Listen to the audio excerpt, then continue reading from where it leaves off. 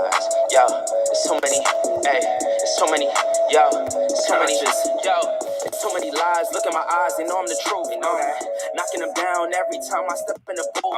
We ain't gotta lie, they know we the vibe, we living in proof. It's young conscious, shoot my life a movie, I live in a spoof. Ain't no sticking around, I'm on the move, I'm checking the deuce. Yeah, it's only us two, so you know we copping that cool. We on the roof, smoking dope, look at the view. Yeah, we used to chill on the stoop, now we out here breaking the news. It ain't shit you. Okay, I don't know if y'all have ever heard of some of these holidays, but these are 15 black holidays. Hey, Terry. These are 15 black celebrations and festivals they don't teach you in school. So let's look at these. We're almost at the end. Black Love. Let's see here now. Black Love Day.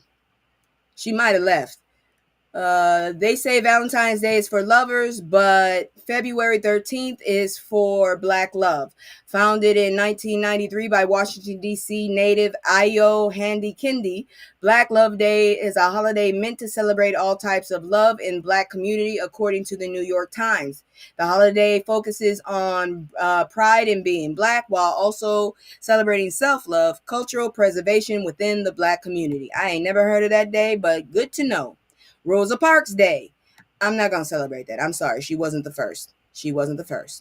The legacy of civil rights leader Rosa Parks is one of the most celebrated and widely recognized across the world. Because of this, several states have different days in which they celebrate Parks. In Missouri and Massachusetts, Parks is celebrated on February 4th, her birthday. But in Michigan and California, the first Monday after her birthday, when Rosa Parks Day is honored. For many cities, as well as Ohio, Texas, that's not cities, those are states.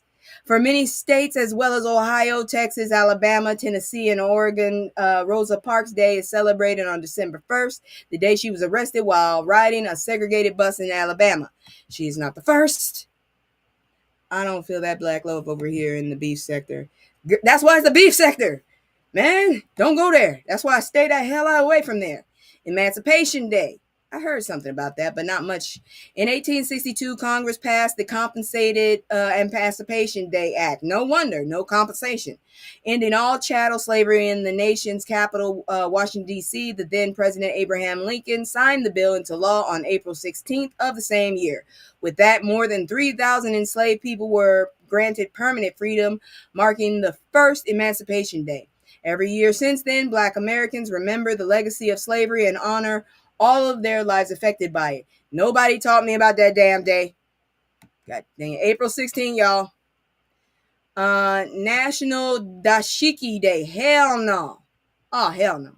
If you need another reason to pull out your best dashiki, use October 30th to do so. On that day, many celebrate the rich history of the African garment and how Black Americans adapted it to our history. According to Africa Imports, in order to participate, all you have to do is wear your favorite dashiki.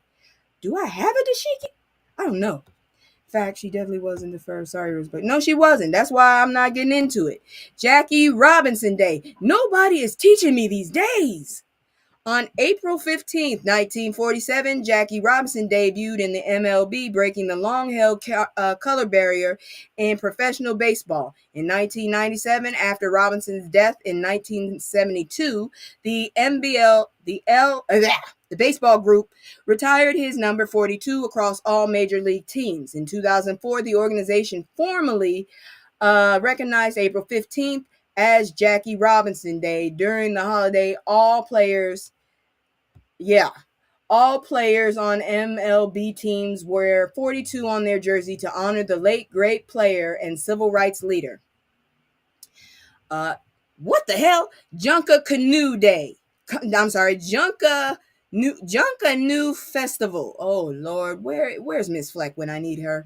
While the rest of the world celebrates Christmas with ornate trees and family dinners in the Bahamas, Junka New is celebrated on Boxing Day, the day after Christmas, with a huge festival filled with parades, great food, and community. Let's see. The celebration has deep ties to chattel slavery, and although Junka New has evolved other years, according to the website, if you're not a fan of cold weather we experience on this side of the equator, this year could give you the perfect opportunity to spend Christmas a little more south in the Bahamas. Of course, it's not televised. It has something to do with black people. Exactly. Because I didn't know. My mama would be teaching me a whole bunch of stuff about black people since I was born. I'm standing up here like, what the hell? African American Music Appreciation Month. I heard a little bit about that. What better way to welcome the summer weather than with African American Music Appreciation Month?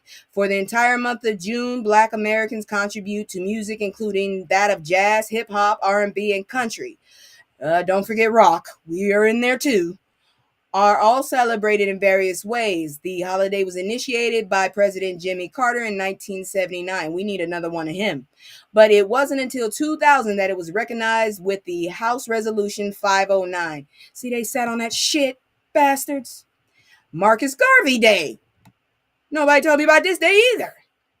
August 17th marks the day Jamaican activist Marcus Garvey was born. Often regarded as a controversial issue in history, Garvey was key in making Back to Africa movement mainstream. He also created the Black Star Line, which was a black-owned passenger line meant to carry black people to and from the African continent, according to BBC. Today, people in Jamaica remember his birthday to celebrate the life and legacy of the activist. Shit. We need him now. All right, moving on. God dang it. Next, damn it, next.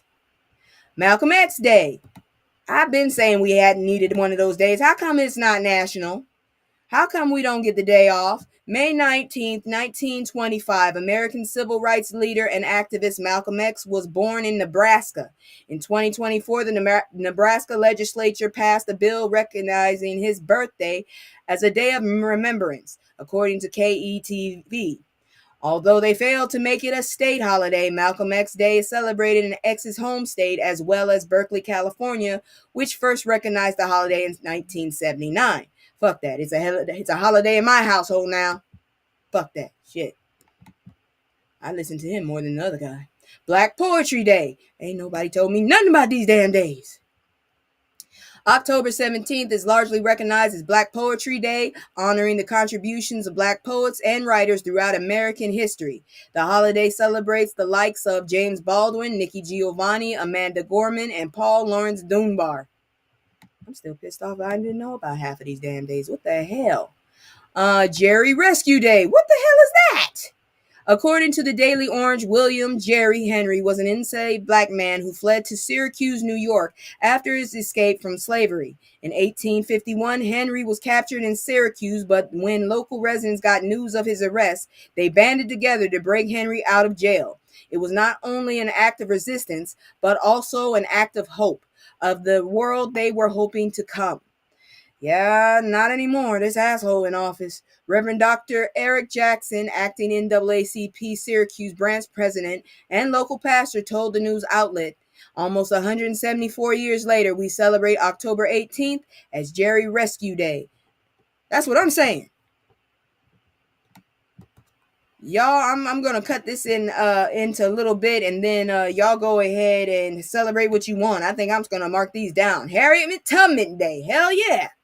Harriet Tubman Day, a consequence of chattel slavery. Tubman's birthday is unknown, but the abolitionist and American heroine died on March 10th, 1913, which we now know as Harriet Tubman Day.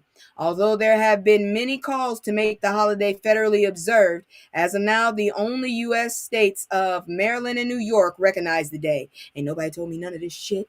God dang it, now I'm going to celebrate it, especially because of this asshole in office. Woo! The Black Cowboy Festival. You can keep that one. I told you how I feel about country stuff. All right, so this May, the Black Cowboy Festival will make its return for the 28th year. The festival, founded by South Carolina natives Mark and Sandra Myers, was created to pay tribute to the integral part of American history that often gets overshadowed, the history of Black cowboys. According to the website, the festival aims to create a community-based flow of resources that will meet the needs of youth and adults through agriculture, arts, music, diversity, and education. Well, I'll be. That sounds good. We still haven't received her on the 20th. Exactly. What happened to that shit? What I ain't heard about that shit in like 3 years. Crispus Attucks Day. Now, I heard about him quite a bit.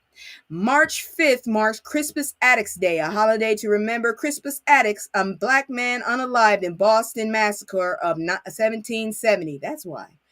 He's widely regarded as the first person unalived by British soldiers in the massacre and consequently the first hero of the American Revolution, according to the city of Boston. It would be the first person to die would be black. God dang it. Even in history.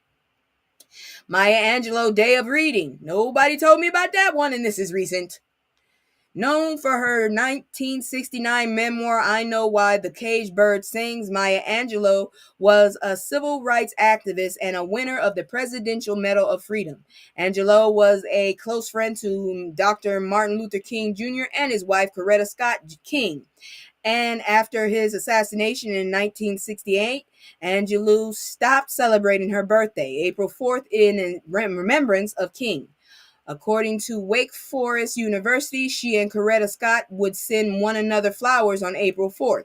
In Winston-Salem, North Carolina, Mayor Alan Joynes declared Angelou's birthday the Dr. Maya Angelou Day of Reading. And that is it. Those are 15 goddamn days we had no clue about. Yeah. Y'all good for a rodeo. I ain't even gonna lie. But damn it, I do not like country fashion. I'm sorry, I don't. I like the hat, but the boots and all that stuff, y'all can keep that. That's my Bostonian, okay? Let's move on to our last story, which is just weird as hell. I love that book. It was sad, but it was a good one. And what do you mean was? Still is. That's a book. And as long as they don't start burning them bitches, we still got them. Let's see here now. Where is it? Okay, there you go. All right, y'all. We're going to get into some weird ass news now. Give me just a moment so I can go pull it up. There's some weird shit. I don't know what the hell this thing is. Somebody tell me. But they found it in Colorado. So if you live near Colorado, you might want to be careful, god dang it. Here we go. This shit right here. Woo. Mystery creature caught on camera in Colorado. Might be a raccoon. What the hell is this? This ain't no raccoon. This is like a South American possum. I don't know what the hell that thing is, but it wouldn't get in my house. I wouldn't be taping it. I'd been gone. This is in Pueblo. You couldn't. I'd have been gone. I'd have moved. Whew. So, wildlife officials in Colorado are investigating a mysterious creature filmed by a resident, which believed to potentially be a raccoon suffering from mange. God dang, you got mange? The footage captured by Janae outside her Pueblo home has sparked various theories among locals, suggesting it could also be a wolverine, a badger, a possum, or even the legendary chupacabra. I would be moving. Fuck you, I'm moving. Officials from Colorado Parks and Wildlife are working to confirm the animal's identity. The hell? They still don't know? The hell is that thing? Can y'all see that thing? I can make it bigger because I don't know what the hell that damn thing is. Look at this shit. What is that? Do you see this thing? This is it right there. What is that? I don't know what the hell this is. So, a resident named Janae filmed a mysterious animal outside her home on Mohawk Road in Pueblo, Colorado. The footage has generated curiosity and various theories among locals regarding the creature's identity. The animal in question hissed at Janae when she encountered it on 2 occasions, Friday and Monday. This is some sick shit, and this was reported today. Colorado Park and Wildlife reviewed the video to ascertain the creature's identity. You can't see it? Oh, shit. Let me try and get it bigger. I'm telling you right now, it's that big ass brown lump. Oops, wrong one. All right, there you go. It's that big brown lump right there. Hold on. Let me try get it bigger. Do you see this thing? That thing right there. This right here. This is what she saw. It has red eyes. I'd been gone. I'd been in my car moving. You can keep the furniture. I got my clothes and my wallet. I'm out. CPW representative suggested that the creature might be a raccoon affected by mange, citing its use of front paws and size as indicative traits. The identification of the creature remains uncertain, but wildlife officials lean towards the possibility of it being a raccoon with mange.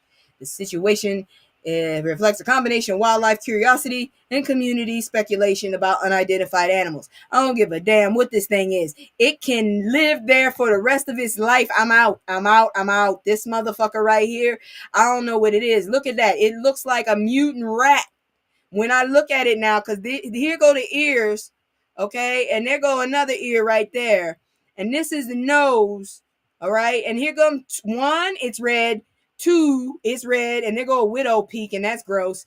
This, I don't know what the fuck it is, but just like the unknown animal in Louisiana that I still don't know what the fuck it is, it's gonna stay unknown. That's all I can say, because I'm not about to go try and figure out what that is. No, Lord. You can stay unknown, sir. That is it for the news. Now we gonna go check out some stuff. We gonna check some fashion out because I don't understand what's going on. Let me see what y'all said. Where was this? That was in Pueblo. That was in Colorado, Pueblo. Girls, that's something. Girl, that's something them people in them laboratories done made. Who you telling? I'm just like, yeah. So let me tell you the story. So I lived in Lake Charles, Louisiana, and basically what happened was they said there was some kind of wildcat. Well, I went and took the trash out, and there's a house across the street from me. Once again, no sidewalks because you know we country. I ain't never got a damn ticket. And anyways, way across there was a big ass backyard, right? Big ass plot of land. Nobody bought that land. And then there was nothing but trees. Way near the tree line, I saw something look like a big ass cat. I was like, no, I'm not sticking around with this shit. I'm out. I'm the fuck out. That's all I could say. I didn't go check it. It looked like a big black cat. It was bigger than a regular cat. I went back in my house. I'm not doing that. But anyways, we gonna finally roll this on down. I'm gonna go ahead and we're gonna look at some fashion before we head on out. So before I do that, I'm gonna do my little commercial, and then we gonna look at this lady's fashion. She's some lady from a house of you know, them housewives. I don't be paying attention, but check it out. Oh, by the way, before I forget, let me go ahead and shout out my homegirl. Go to House of Queens. I need to upload that. Go to House of Queens channel, House of Queens TV. She's a part of the beef sector, but she be reporting all kind of crazy shit. I'm telling you right now, it be life. Okay, she reports life. So if you're interested, go check her out on her channel. Once again, I'm gonna put it up there. There she is, right there, House of Queens TV. Check her out. All right, now let me go ahead and pull up this damn commercial, and we're gonna get into some fashion that I don't understand. It's failed or I don't know. Where's my damn commercial? I always be forgetting. There you go. It's just me and the fam. It's just me and the fam. It's just me and the fam. It's just me and the